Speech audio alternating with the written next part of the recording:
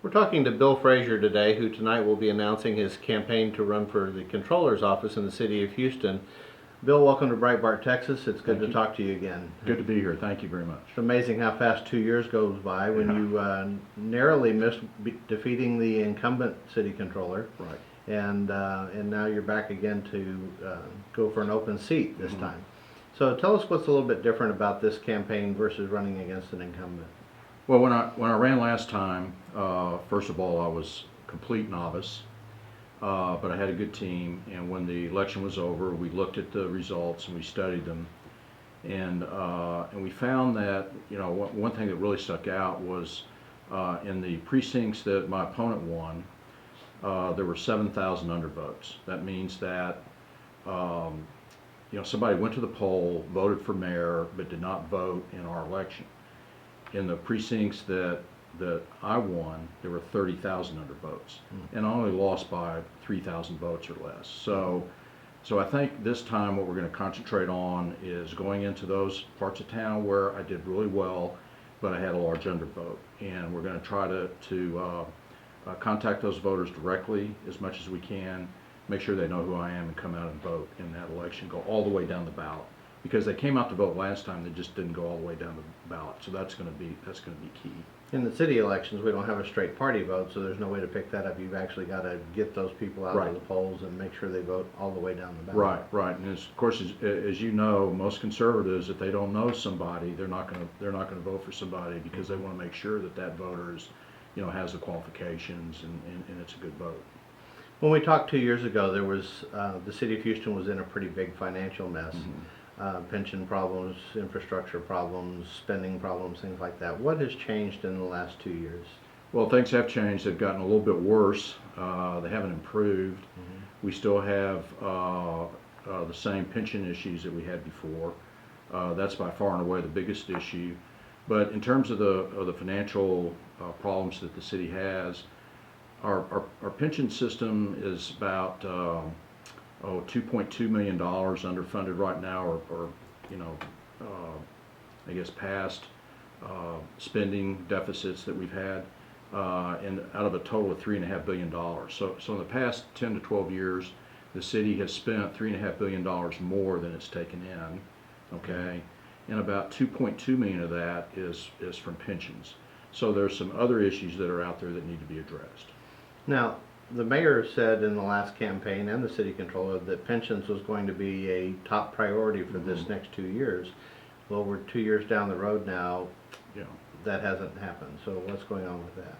Well, you're right. Nothing major's happened. The city's filed a lawsuit against the firefighters, and there's been some agreements made with the municipal employees. They've pulled back on some of their pension expenses and pension benefits, and the police officers have come to the table and gone through meet and confer and given up a little bit. The firefighters continue to not want to come to the table, and I think there's a large amount of distrust there. So we need to elect some folks that are going to work to rebuild that trust, and that's going to be key to solving the pension issue. Okay, in transportation infrastructure, I was driving down Richmond Avenue inside the Loop last night, and this is the same thing on several city streets in Houston. It's like you need four-wheel drive to get down a paved city street. It's so rough. Besides the cost of fixing these streets, but there's also the cost of wear and tear on your vehicles and your support structure in your vehicles, the damage that it does to that. What is the city doing wrong about infrastructure repairs? Well, that's a good question. One of the things that the city has done is about 3 or 4 years ago, they passed this drainage fee that was supposed to fund a fund called the Dedicated Drainage and Street Repair Fund. And so the money is about $125 million a year in drainage fee funds were supposed to go into that fund, and then they were going to take some other money from Metro and other city taxes and to fund that fund to do street repair and drainage work on. That money immediately, about $40 or $50 million a year, immediately went into general fund type services that had already been or previously been paid for through the general fund. And the rest of that money's been very slow to be spent. There's I think they call it the pothole pigeonhole or the pothole wormhole, where it takes 7.5 months between the time a pothole report is turned in and it gets fixed. So the bureaucracy is tying down a lot of that stuff. And I believe that we should return the dedicated drainage and street repair fund back to its original purpose and not use it as maintenance for things that were being paid out of the general fund before. I think we need to dedicate that to actual street repair and rebuilding. You know, they're doing street overlays now because it's gotten so bad. They've had to go out and fill potholes where that are caused by other infrastructure problems, like a sinkhole. You know, if you fill the upper part of it, the problem that created the sinkhole in the first place is still there. As an example, on Colquitt Street over just off of Shepherd, near where my barber shop is, they did a complete street overlay asphalt overlay up and down that street, and yet there were 2 open 311 orders on that street to repair leaky water mains, and they never fixed the water main problem before they did the overlay. So somebody's going to have to go in and repair the water main leaks, or else the street repair work is just going to be, have to be redone again. And so that just leads to a regular problem being solved, not in a logical way, and we're going to have to go in and spend more money. Now, the mayor and Councilman Castillo promised that drainage and street repair money was going to go into a lockbox. It couldn't be used for any other purpose. What is it being used for? Well, like I said, it's being used for some street repair work, but some of that money, about $40 million a year, was already in the general fund.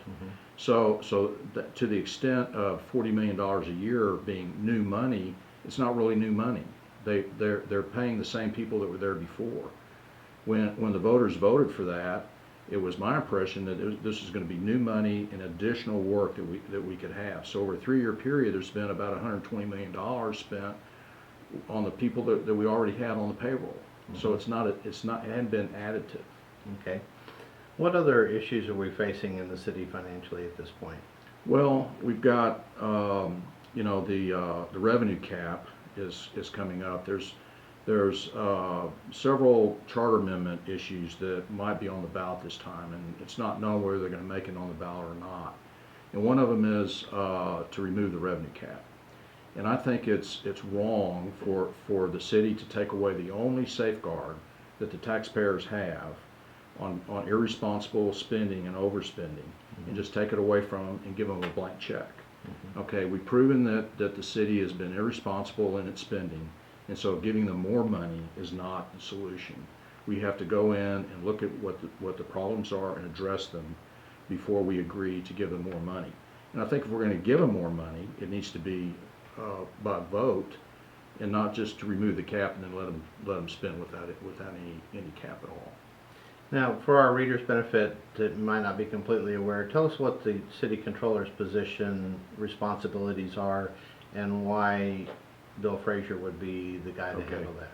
Well, there's several responsibilities. One is clear, accurate accounting and reporting to the taxpayers, so they'll know where their tax dollars are being spent.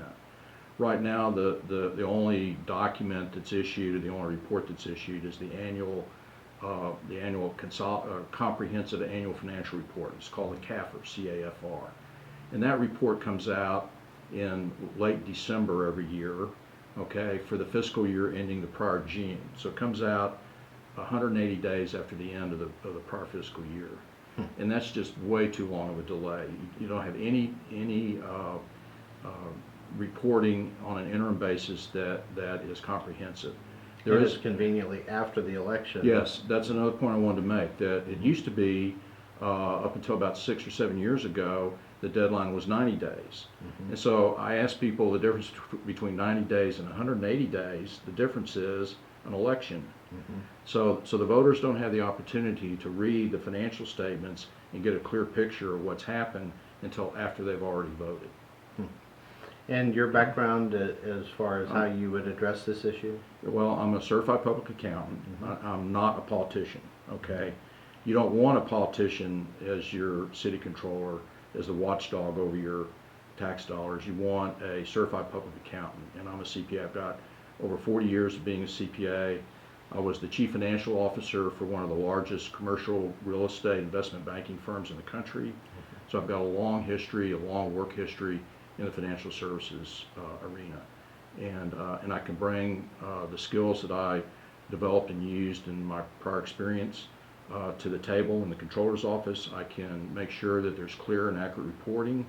I can have, and I will have, as my plan, quarterly reports that are clear and accurate at town hall meetings, so that the taxpayers can come and ask questions of people that are held responsible for where their tax dollars are going, rather than issue something on the website that nobody ever goes to and say, yeah, we have some transparency. There's really no transparency right now. There's no public discussion on an ongoing basis, and there's no accountability. Well, Bill, good luck tonight with your announcement, and Okay, I'm sure there's going to be several people throwing their hat in the ring, so to speak, on this issue. Right. But we'll talk to you further as we move on down through the campaign. Okay, appreciate it. Thank All you. right, thank you. Okay.